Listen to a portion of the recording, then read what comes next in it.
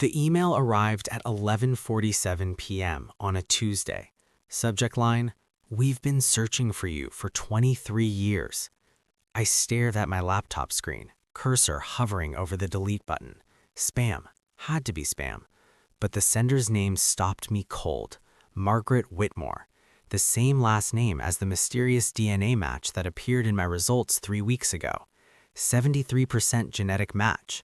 Parent-child relationship. Impossible. My parents were Karen and Tom Chen. I'd lived with them my entire life. I had their photos, their memories, their love. But I didn't have their DNA. I clicked open.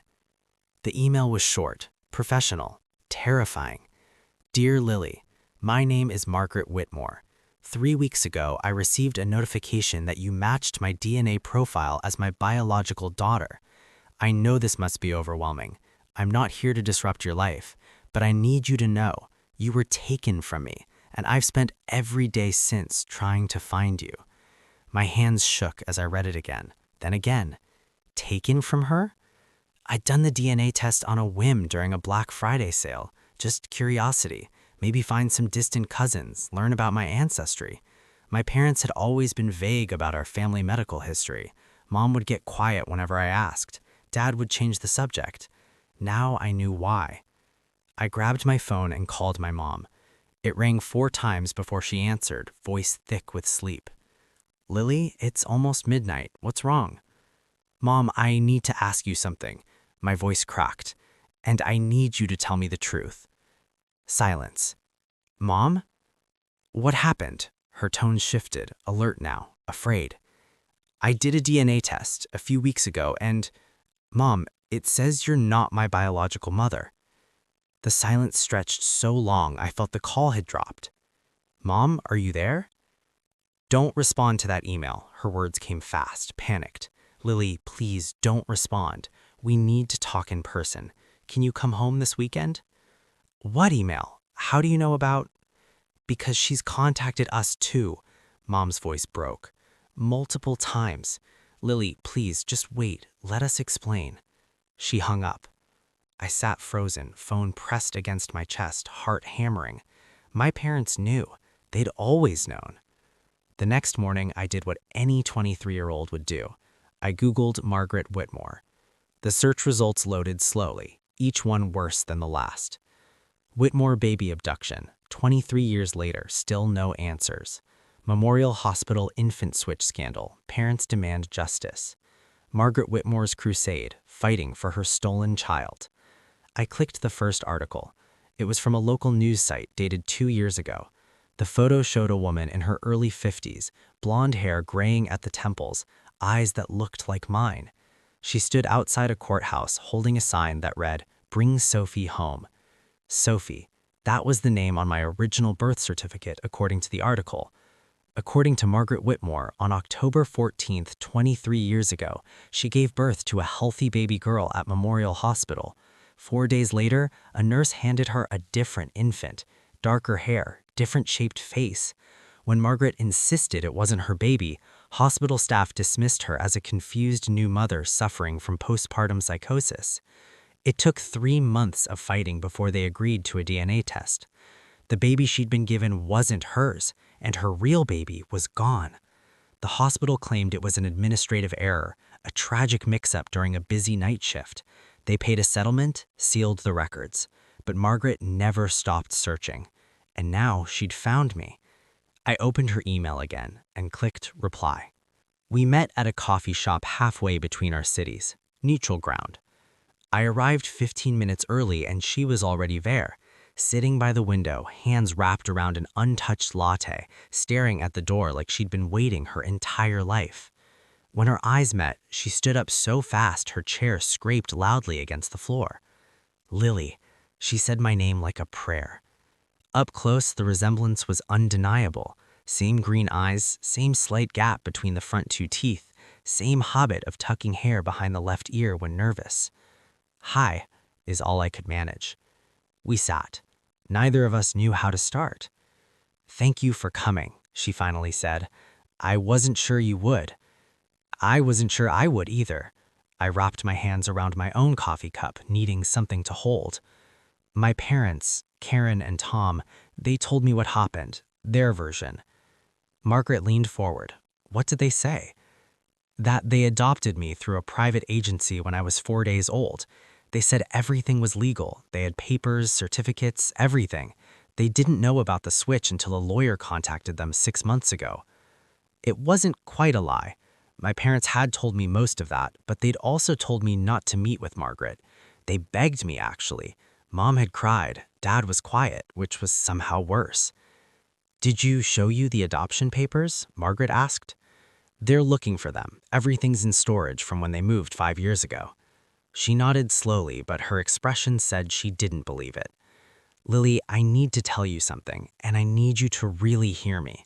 She pulled out her phone and opened a folder filled with documents. I've been investigating this for 23 years. The adoption agency your parents used, it closed down 18 months after they got you. The owner was arrested for falsifying records and facilitating illegal adoptions. My stomach dropped. No, my parents wouldn't. I'm not saying they knew. Margaret's voice softened. Most of the parents didn't. They were told they were adopting orphans or children from mothers who chose adoption. But that wasn't always true. Some of those babies were stolen from hospitals, like you were stolen from me. She slid her phone across the table.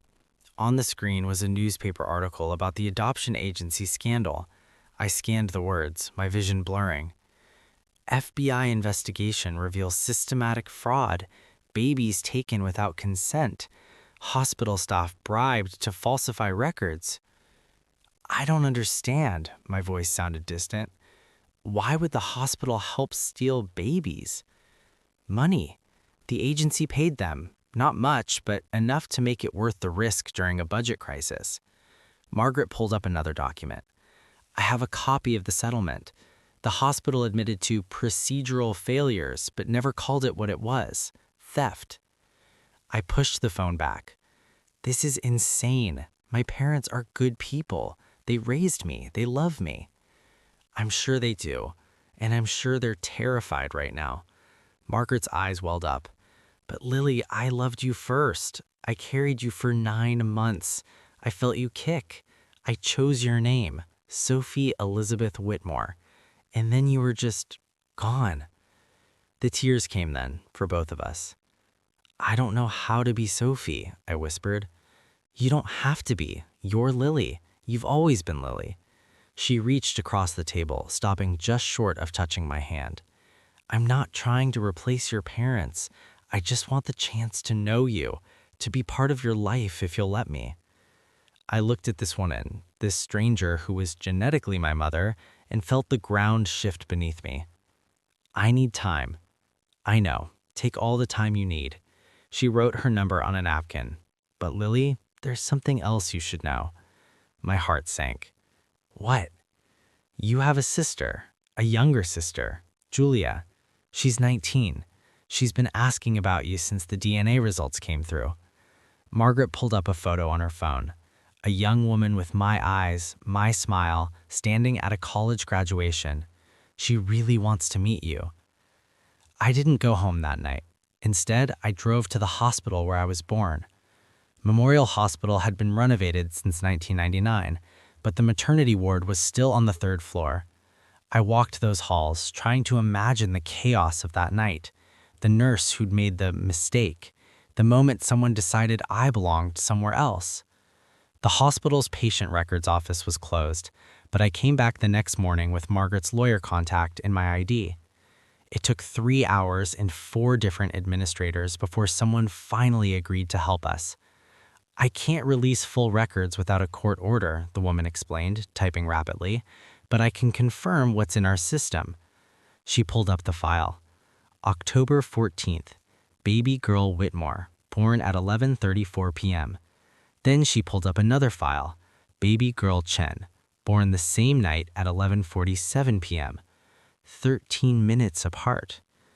Were they in the same nursery? Margaret asked. The administrator checked. Yes, both admitted to the newborn nursery at 12:15 a.m. Same place, same time, different families waiting. Who was the attending nurse? I asked. The administrator hesitated. I really shouldn't. Please, Margaret's voice broke. 23 years, that's all I'm asking. The woman looked at us both, then wrote a name on a sticky note and slid it across the desk. Diane Rothwell. She doesn't work here anymore, the administrator said quietly. She left the hospital 6 weeks after that night.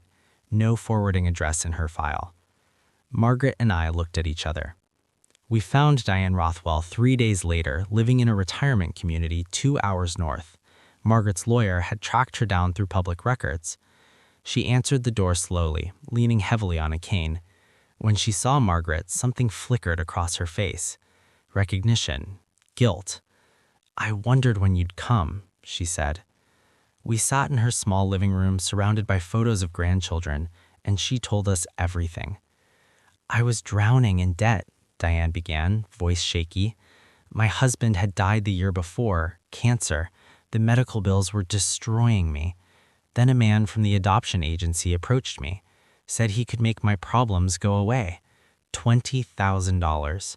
All I had to do was make a mistake." My hands clenched into fists. He gave me the names, Baby Whitmore, Baby Chen. Said the Chen family was already matched with a different baby, but she died during delivery. They were desperate, heartbroken. He said I'd be giving them a second chance at being parents. "And my second chance?" Margaret's voice was ice. "They told me you were young, single, that you'd signed preliminary adoption papers during your pregnancy but changed your mind at the last minute. They said you were unstable, that the baby would be better off." Her voice broke. "I believed what I wanted to believe because I needed that money." The room fell silent except for the ticking of a clock on the mantel. "Why didn't you come forward?" I finally asked, "when the investigation happened?" "I was afraid, and I was ashamed." Diane looked at me with watery eyes. "But if it helps at all, I can testify. I can tell the authorities everything. It won't change the past, but maybe it can give you both some peace." I stood up. I couldn't breathe in that room anymore. Margaret followed me outside. We stood in the parking lot, neither of us speaking. "What do you want to do?" she asked. I thought about my parents, Karen and Tom Chen, the people who'd raised me, who'd had no idea their desperate wish for a child had been built on someone else's tragedy. I thought about Sophie Elizabeth Whitmore, who'd never gotten to exist. And I thought about Lily Chen, who'd lived a good life, surrounded by love, completely unaware she'd been stolen. "I want to go home," I said, "to my parents' house. I need to talk to them." "Okay," Margaret nodded. "And after that?" "After that, maybe I'd like to meet Julia, my sister." The word felt strange in my mouth, but not wrong. Margaret smiled through tears. "She's going to be so happy." I drove to my parents' house that evening. Mom and Dad sat on the couch, holding hands, looking smaller than I'd ever seen them. "We didn't know," Mom said immediately. "Lily, I swear we didn't know. The agency told us your birth mother had chosen adoption. We had papers. Everything looked legitimate." "I know." I sat across from them. "I believe you." Dad cleared his throat. "We wanted a baby so badly.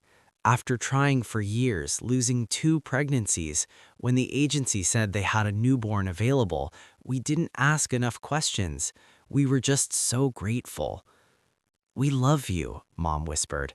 "Whatever happens, whatever you decide, that will never change."